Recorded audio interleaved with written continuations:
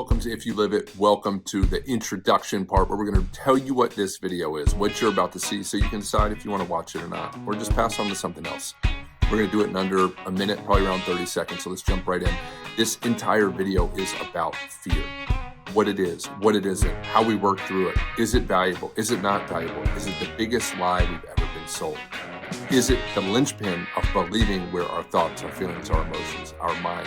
Is it through fear that we have to move through in order to know God? Can we have happiness with fear still present? Why do we have to experience fear? Is there any purpose or value to it?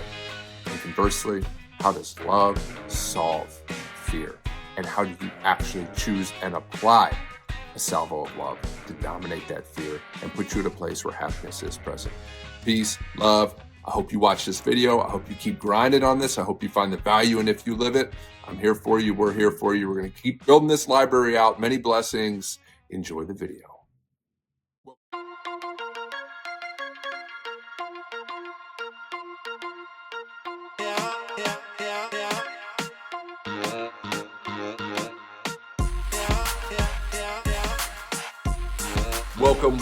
Welcome to If You Live It, a Friday conversation where we're breaking down fear. What is it? How do we work through it? How do we recognize it? Is it of value in any way whatsoever? Is it the biggest illusion that we have to transcend as a human being? Or is it just a little pesky sideshow? These and more are what we're going to dive into, what we're going to talk about, what we're going to look at, what we're going to move through. You can find more information around all kinds of fear and how we transcend it, how we look at it, how we forgive it, how we surrender it over at ifyouliveit.com, www.ifyouliveit.com. You can find more videos, obviously, on this platform, YouTube, on this channel, If You Live It, which is growing by leaps and bounds. You can find as much information about the world of fear on the internet as you could possibly stomach, with most of it being nonsense. When you go to a bookstore, when you go to audible.com, when you go onto the internet, when you start searching for information about fear, about anything, spiritually speaking, to be quite honest, related to God, related to religion, related to religious texts, related to self-improvement, betterment, really on the self-improvement, betterment, spiritual side, most of what you're going to see is nonsense. Most of what you're going to see is people regurgitating information that their ego puts forth as how their ego finds positionality, superiority, supremacy, value. Most of the books on the self-help shelves at your local Barnes & Noble or your local bookseller or your online bookseller are nonsense. On Hawkins' map of consciousness, they wouldn't even calibrate it at a level of integrity, which means the information they're going to provide you is going to do more harm than good. Many preachers and pastors around the world, teachers of spiritual truths, come from a place where they're not teaching you truth. They're not teaching you lived experience. They're not talking about coming from a place of so that what comes to you is a byproduct of the truth of that place. They're talking about others' experiences. They're talking about something they've seen, something they've heard, something that's been ghost written. It's a lot of nonsense. I'm not telling you that you can't find truth out in the world by any means whatsoever. But when you start diving into places where truth is supposedly found, and you haven't gone back into the sponsors of truth, you haven't gone back into the Bhagavad Gita, the Upanishads, the Gospels. You haven't gone back into the Tao Te Ching, the Dhammapada. You haven't studied the Eightfold Path of the Four Noble Truths. You haven't looked at what these sponsors of truth, these avatars of God, these incarnations of the Creator have had to share with the world. You're missing out on creating a foundation of truth with which you can further inspect fear. Today, we are diving into fear. We're looking at it. We're dissecting it. We're breaking it apart. Today will not be an exhaustive approach of every single angle of fear that's possible to talk about, but today is an approach into fear nonetheless. So again, like always, this conversation, this video, these words have been surrendered over. It is not Mason who's delivering this message, but the mouth of Mason that's allowing these words to come through by getting out of the way of these words coming through. As this video advances, as this information gets shared with you, I will be hearing it at the same time you are. This is not scripted. This is not based on someone else's assumption. This is based on being at a place on a mountain and reporting back the views.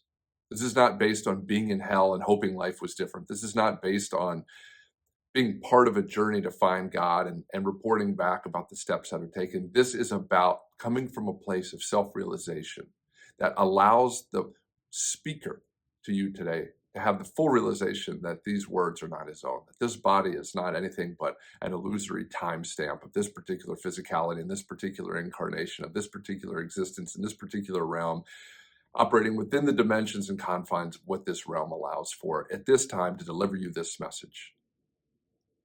Ooh, it's a mouthful. Now, let's dive in. Fear. Overcoming fear, looking at fear. Let's start with what is fear? An acronym that is a wonderful place to start that we've talked about in other videos.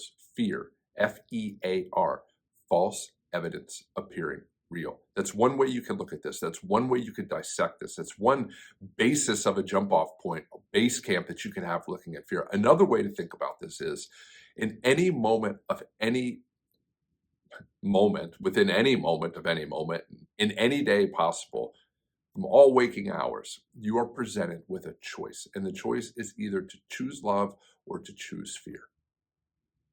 What is fear? Fear separates. Fear divides. Fear isolates.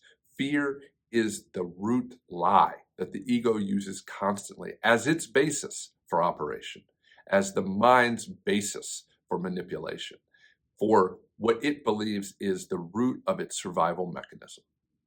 Fear. Fear is a separator. It is the most useful separator that the ego has at its disposal to keep you separate from higher truths, from God, from a connection with the divine, from embracing and emulating the life and teachings of Jesus, from embracing and emulating the life and teachings as reported in the Bhagavad Gita of Krishna, and the realization that we get to see through Arjuna. By the way, Arjuna and Krishna are all of us at different times, different states. Arjuna represents mankind. Krishna represents the wisdom of God being delivered to mankind. If you want to see who you are and how to have that expand, get to know who Arjuna is. Get to know who Krishna is. When we look at Christianity and we look at Jesus and we look at the Gospels, not what other people have reported to say about what Christianity should be, but the heart of it, the root of it, Jesus and the Gospels. Even though these words cannot be directly attributed to Jesus in the way that we would have a report of words now based on like someone reporting of this video and being able to scope back what these words are because they have a resource of these words. The words of the Gospels and the teachings of the Gospels are a theology attributed to Jesus, the Christ, the Anointed One. Now, when we look at this, what we see in the world of Christianity to today is that they point back to 12 disciples that become the most intimate ones engaged with the days and evenings and nights and mornings and in-between time of Jesus's ministry. Those 12 disciples are each of us. They're the world. They're everyone. They're the foibles of the world. They're the fears of the world. They're the misconceptions of the world. Just like Jesus in the Gospels talking to his disciples is just like Krishna in the Gita talking to Arjuna. It is a higher truth, a theology, a reality, a realization being provided to those reading to give you a mirror. What is it mirroring? It's mirroring choice. The choice to choose fear or the choice to choose love. With the basis of fear being anything that is what would seem as the opposite of love, at the root of that choice is separation. And we've talked about this, but let's look at it deeper. When you choose something out of fear, what would we define as something out of fear? What we would define as something out of fear can be seen in two ways. One, how it represents itself internally as a feeling and or emotional state and or reality present, and also as content. So content, let's use words. Grief, guilt, shame, remorse, craving, wanting, desiring, getting, taking, anger, pride, general sensations of fear, and on and on and on and on. Those things that are of the lesser, the lower end of being human, come from the lower mind, the lower aspects of the ego are all fear-based. Anything that comes into your life that judges another, that has a position of another, that supersedes another, that creates supremacy over another, that is out to take from another, is rooted in fear. And really, it's the fear of inadequacy. It's the fear of rooted with insecurity. It's the fear of not having enough. It's the fear that I need to take. It's the fear of scarcity. At the root of fear is really a mindset of scarcity. It is a paradigm of less than. It is a worry about things that we've done and choices that we've made that allow these things to self-perpetuate in more guilt and more shame and more worry and more anxiety. The main internal sensation of fear is often confusion, diffuse confusion. It's often self-rejection, persecution, poor me, victim me, look what happens to me. It is a very centralized, small me. Whereas love is a universal, large we. Love is giving. Love is serving. Love is courage. Love is neutrality. Love is willingness. Love is peace. Love is joy. Love is excitement. Love is an interaction with the world where we're not trying to take. Love is serving our brothers and sisters. Love is praying for our enemies. Love is turning the other cheek. Love is diving into a world where we seek Krishna, where we seek Jesus, where we apply their teachings, where we look at the Eightfold Path and the Four Noble Truths and we apply these into our life. Love is where we give our last shirt. Love is where we give of our last dollar. Love is where we smile at the stranger who's frowning at us. Love is where we choose not to gossip. Love is found in not putting another down. Love is found in being secure in the reality that what you are is something greater than you can even imagine. Love is chasing after enlightenment. Love is so much more than fear. There's no confusion in love. There's only progression. Progression towards more truth. Progression towards more aha moments. Progression towards more of God. Progression towards more blessings. Progression towards seeing synchronicities. Progression towards you name it, you name it, you name it, you name it in a positive direction. Fear is a downward direction. Love is an upward direction. You do not find God in fear. You do not see truth in fear. Fearful moments, fearful decisions can point you back to something greater than that because of the seeming opposite, meaning you can see through the illusion as to there being a higher truth because fear is present. That also means that some inverse is most likely to be present as well at another point in time. Fear, if you're coming from a place of apathy and shame and guilt and grief, fear can pull you into higher levels above it, like pride and anger and others that can be motivators for you to move past the lowest levels, the lowest dredges of humanity. But fear in and of itself is not valuable for anything other than pointing you towards God. Because when you are living from a place of fear, when you are choosing fear, when you are coming from fear, you are not feeling God present. You are not experiencing sunlight on your face. You are not chasing after nirvana. You are not approaching divinity. You're not serving the world. You are barely serving yourself when you come from a place of fear. Fear is otherizing. Fear is bigotry. Fear is racism. Fear is righteous anger. Fear is thinking you know more than another because of some particular thing, so you have to tell another that you know more. Love is, I do know more than this other, but there's no need for me to tell this person that. There's no need for me to put this person down. There's no need for me to try to change things. Fear says I need to change things. Love says I accept things as they are.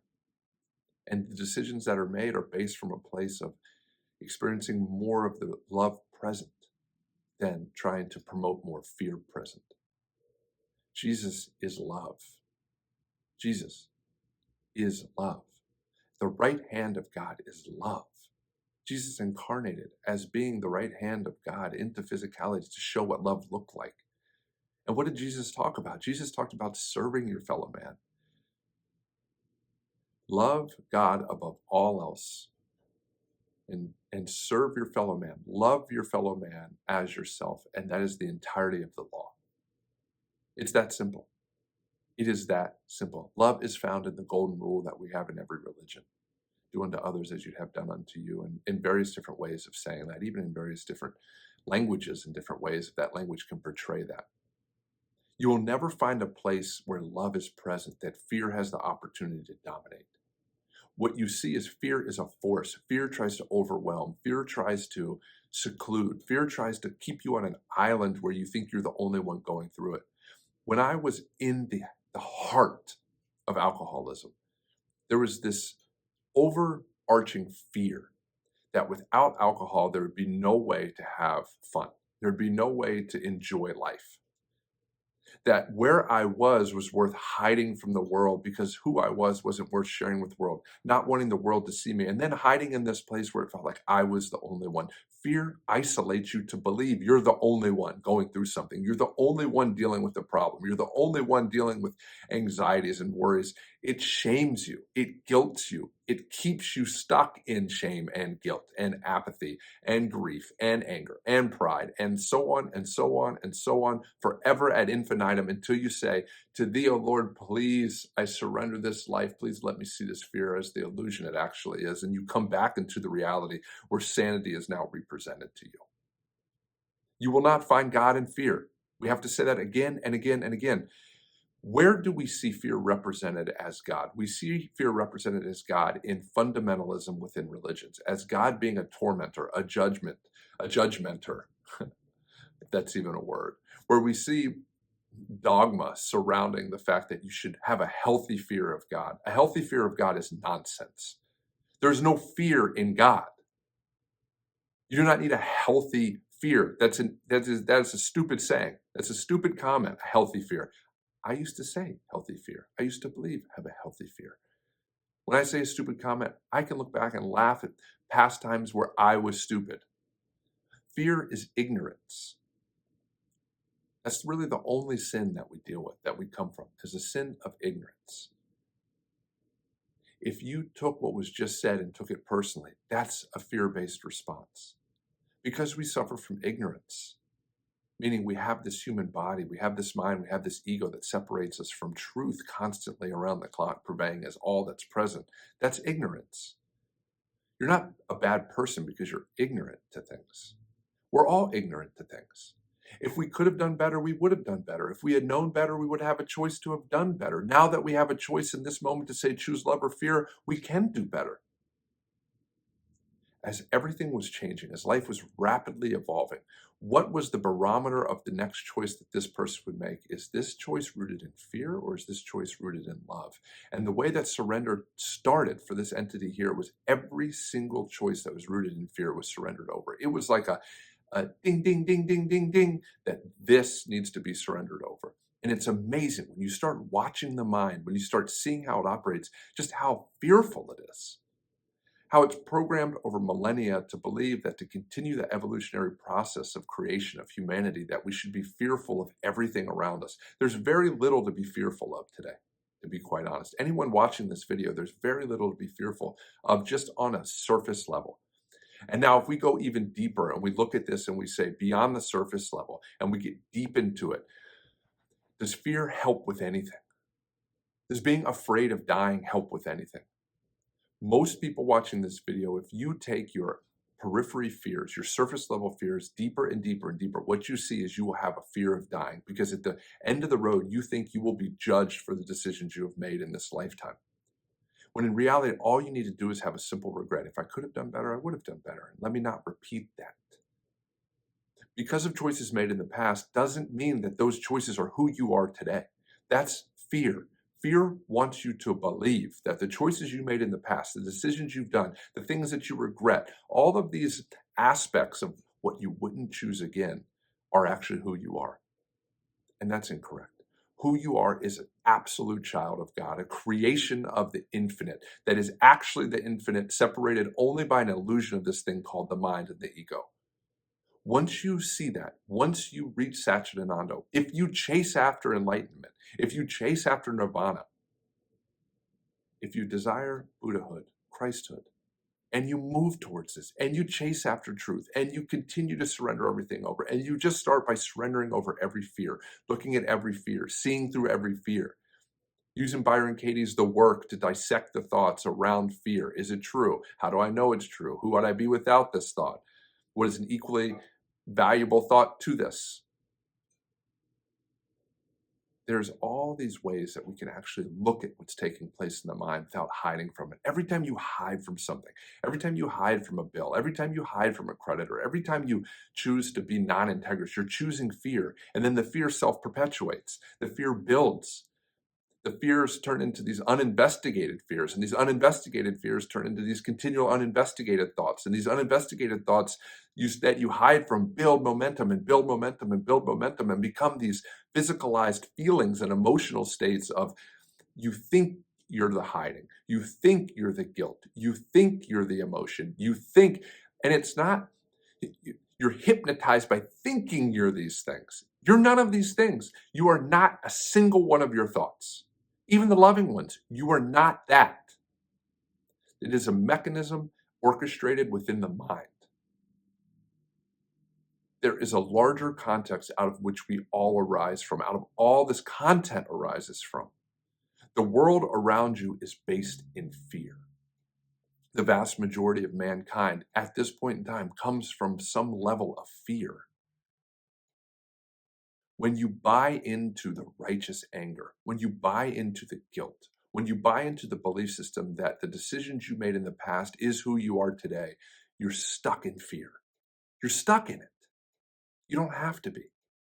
A simple and earnest declaration to God that you're ready to see truth can help you move through this. Surrender and forgiveness help you move through this.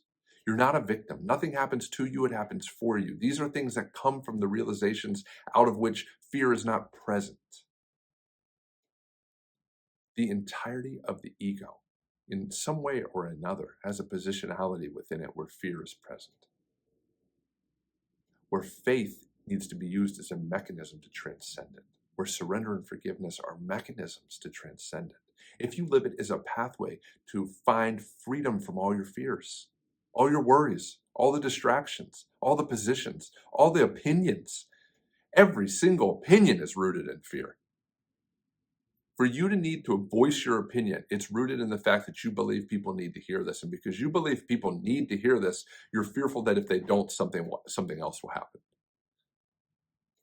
The world doesn't need your opinions. The world doesn't need our footprints. The world doesn't need anything from us except for us to chase after truth, us to chase after God, us to find a place where we are residing in aha moment after aha moment after aha moment after aha moment, to where at the end of that rainbow is the self-realization of God present, of what we are as all things, one thing, singular as that which is God emanating forth through us and from us in all directions at all times, always God.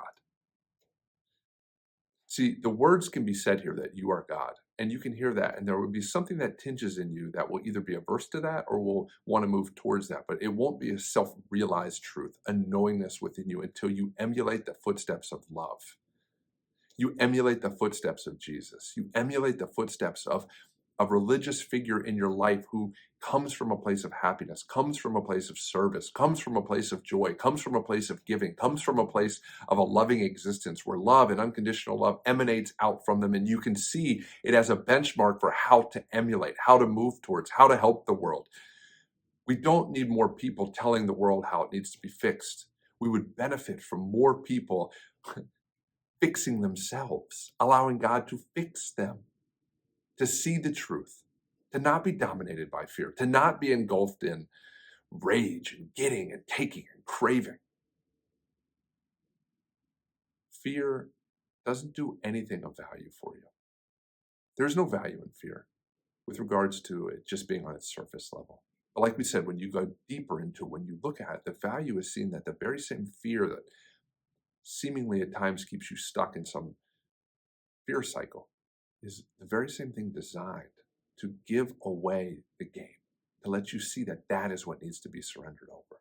And if you surrender over fears around the clock, surrender over your attachment to them, the desire to change them, you watch them while they arise in the mind, what will happen is fears will start to dissipate in such a way where there's not as many arising.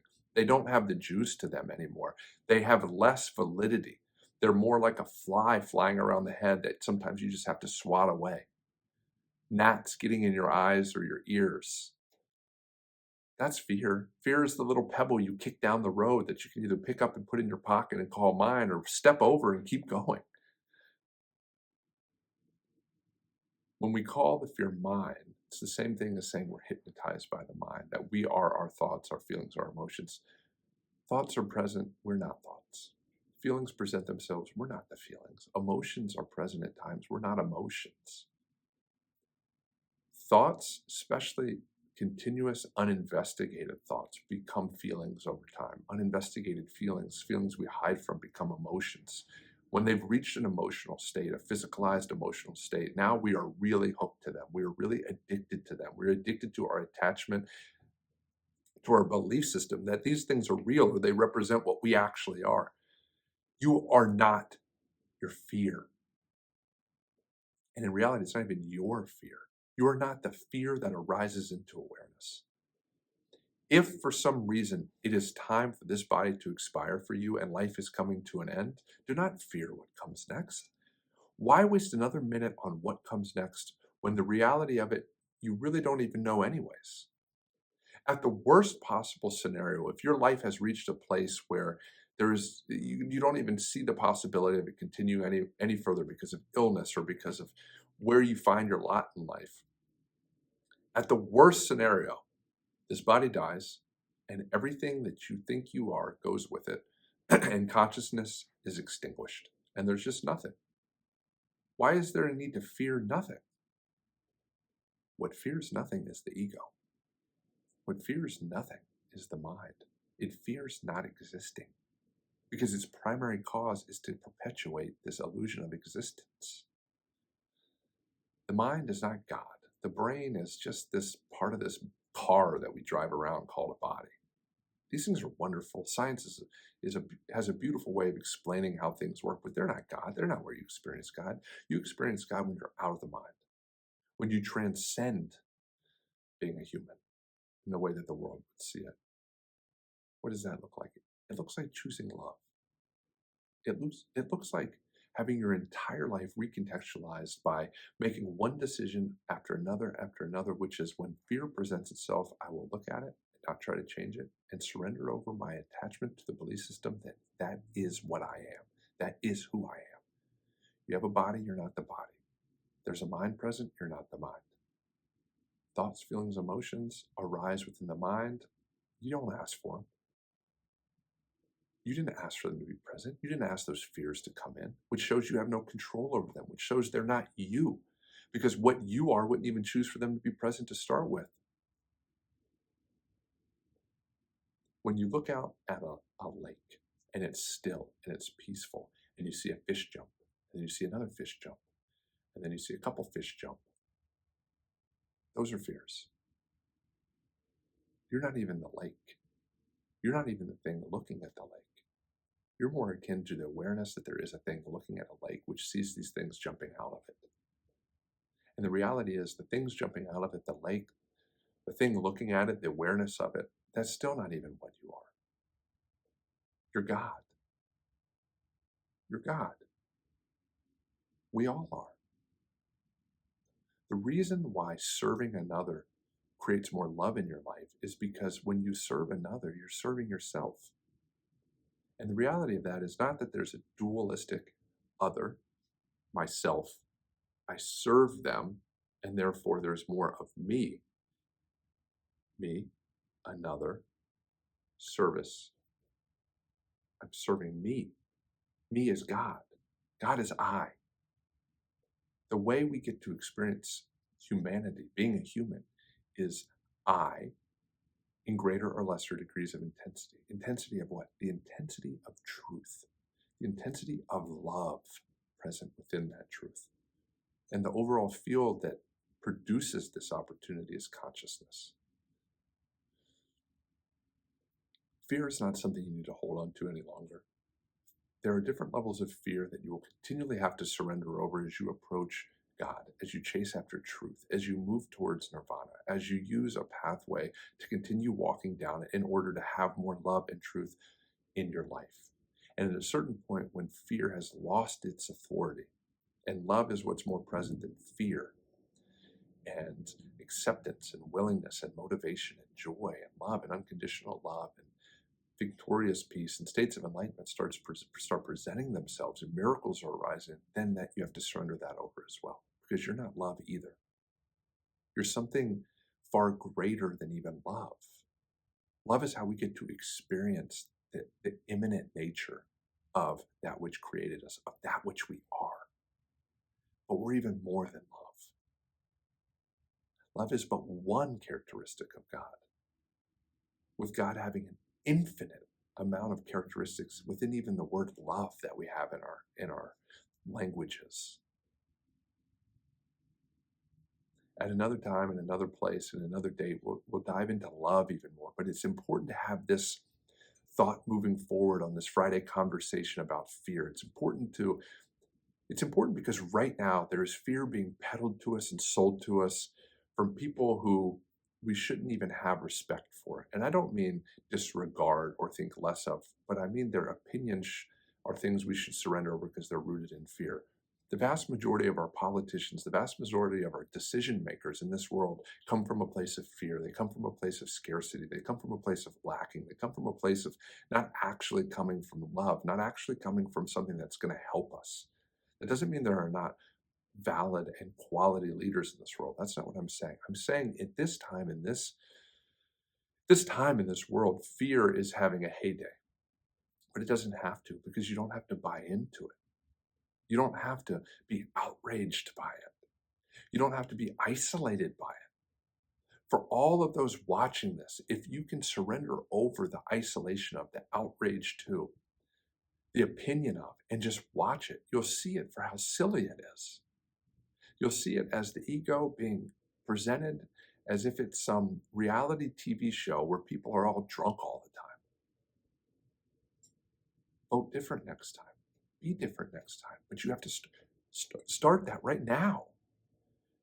If you wait to say, well, I'll make a different decision at this point in life, you won't make it then, because you won't be building the muscle functionality to make that choice then. If you look around and you look in the mirror and you say, my body doesn't function or look the way that I would choose it to function or look, you have to start making decisions now to eat different, to sleep different, to consume liquids and foods different. You can't just say one day I'll start that when I feel like it. There's no feeling like it. We're not our feelings. If you wait around to feel like doing something, you're never going to do anything, because you believe your feelings are what you are, and your feelings are negative and lethargic and down, and you continue to perpetuate those through smaller fears in the way that we interact with the world, in the way that we purchase groceries, in the way that we plant things or don't plant things. And it's this self-perpetuating cycle of fear once you continue to buy into the fear. But once you just look at fear, you start seeing how silly it is in all of its forms. And at the root of today, it's how silly fear is, and how silly we are, and the ignorance we have for believing that fear is worth buying into. If it's your time to go, it's your time to go. But there is so much more past what you see in this physicality. You do not close your eyes here, and their nothingness is what's left. And consciousness expires. Consciousness continues. Your soul evolves past this body, back into a unison in a way that you're aware of, that you will be grateful for all of what you did do to serve, all that you did do to choose love, all that you did do to look at fear. If you leave this place riddled with fear, your eyes will open, but they may open in a consciousness level or in an environment where fear is what's present. No matter where you find yourself, God is always present, but God is a choice. To see God as a choice is truth, repeating. It's looking at what's taking place in the mind. It's not being hypnotized any longer by these things. And the way you start letting go of being hypnotized by the thoughts, by the mind, is watching them, seeing that they arise without your request, seeing that the fears dissipate if you do nothing with them, seeing that they are not worth even flicking the fly away from your face, because the fly isn't there to start with. I hope there's something in here that you found of value, that this video reached you because you needed this message. If there's things in here and you made it to this point and you don't agree with them or don't need them, the prayer has already been said before this video, that they not stick with you and they leave. Many blessings. I'm Mason Wooldridge, author of If You Live It, founder of this channel, ifyouliveit.com. I'm a teacher here to point you back to truth. Much love, many blessings. Until next time.